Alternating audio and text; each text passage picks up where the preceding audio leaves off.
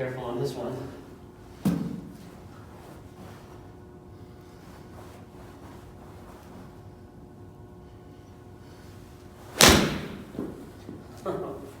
Sketchy.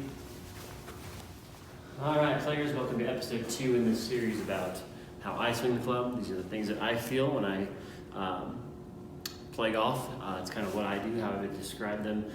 It's not the only way to do it, like I mentioned in the other video, but in the first one I talked about the footwork, and in this one I'm going to be talking more about kind of your legs, knees, and hips and pelvis, so kind of lower body on the things that I feel that I'm doing in the backswing and the downswing. So a couple things, it starts at setup for me. We talked about our footwork, but basically with my knees, I'm trying to just unlock them more than anything. I think, I'm not going to say what other players do. I feel like a lot of players overly flex them. I try to get my pelvis tilted down some amount, so my belt is like this, and then just unlock them some amount, just enough to feel like there's a little bounce in them. In the past, I used to really get my rear out and get my pelvis real level as a way that I was taught. Unfortunately, I've actually gone away from that and tried to add some tilt down to my belt and pelvis line, and then just unlock the knees while I'm getting into some kind of a balanced posture. Other than that, it's setup. That's really about it. Now, in the backswing, I feel like my right leg is primarily kind of a bracing, has a bracing sensation. So as I'm taking it back, we talked about foot pressure in the last video. I feel like my right leg, its purpose is to kind of keep me from sliding around too much, kind of stay stable. I feel like it straightens, my right leg straightens as my right hip kicks up, back, and around. I feel like my left leg, on the flip side, my left leg the knee is coming in and maybe pointing in a little bit, not a ton, and this hip is tilting down. So from setup, as I go to the top, I feel like this is going up, this is going down. I feel like my belt is on a little bit of a swivel. And I put an alignment rod in here. Maybe you can visualize this. So I'm at setup, pretty level from the face-on view, pretty square from this view. And then as I go to the top, I'm feeling some tilt down as this leg straightens and this leg folds up in this view. Definitely some tilt and definitely some turn. So my hips are turning, feel some pressure loading in my feet, and then as I transition, I'm going to feel a lot of pressure this way like I talked about in the last video. But that's kind of the motion I'm trying to ingrain. I'm trying to get this swivel going in the backswing where I'm not really sliding too much one way or the other. In the past, I used to put some some chair backs up along the side of my legs and practice not sliding one way or going too much this way or whatever. I just try to feel like I'm just kind of making this swivel in place, allowing my hips to kind of turn and tilt. That's pretty much all I feel in the backswing with my knees, legs, and hips. It's really not that much going on. We'll get to the downswing next though. All right, so what happens in the downswing, right? So at the top, I'm somewhere right around here. This might be a little exaggerated, but turn and tilt it, and then in about 0.2 of a second or so, I go from here to here.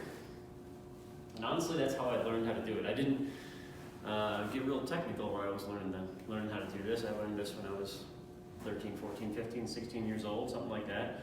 It wasn't taught very technically to me. And basically all my coach cued me up with was, get this lead hip, your left hip, get this up and back and out of the way as fast as you possibly can. That was kind of how I was taught. Now, I don't exactly do that anymore, but it's not a terrible cue. So from the top, in reality, your hips and knees are doing a lot. They're doing some turning, but they're not just turning. No matter what anybody says, they're not just turning.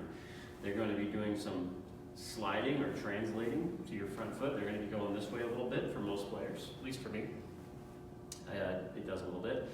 And then there's also going to go from this position of pointed down to, imagine this, I'm pointed down, my pelvis is pointed down to pointed, more up. So there's all three of those things are going to somehow have to happen, or that's what they have to happen for me. So I get some turn, some slide, and some up. And at least for me, I feel like my left leg is driving most of that.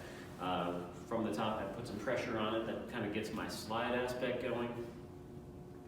Put some pressure in here, and it's going to allow me to use that force to push off of. And then basically all I'm doing is trying to get this up, back, and around as fast as I kind of can without hurting myself or getting out of control. So take it from the top, pressure into the left foot, and then I'm just swiveling this. That's going to get my hips to turn. It's going to get my pelvis up into the finish. Pressure. And up to there. And I just did, you know, I knew that this was where I wanted to get to. Kind of straightish left leg, right leg kind of folded up, more of a kickstand here in the finish. I'm not sitting back on it. My right leg's not swiveling around. I just knew that was the picture I had in my head. I did a lot of swings in mirrors. And I just practiced getting that feeling of this, using this pressure that we built up to force this all around kind of as quickly as possible. So especially you'll see it in actually some of the other videos that I shot at the beginning. I'll show them at the end. You can see it pretty clearly from the face-on view that this is swinging this way. And even from the rear view, you can see how my hips are really tilted. So those are some things to kind of consider as you're maybe making some slow motion swings, looking at your own hip action. If there's anything in this video that seems like it's totally different than what you do, that might be a good talking point in a future lesson. Let me know if you have any questions or if you'd like to see more of these.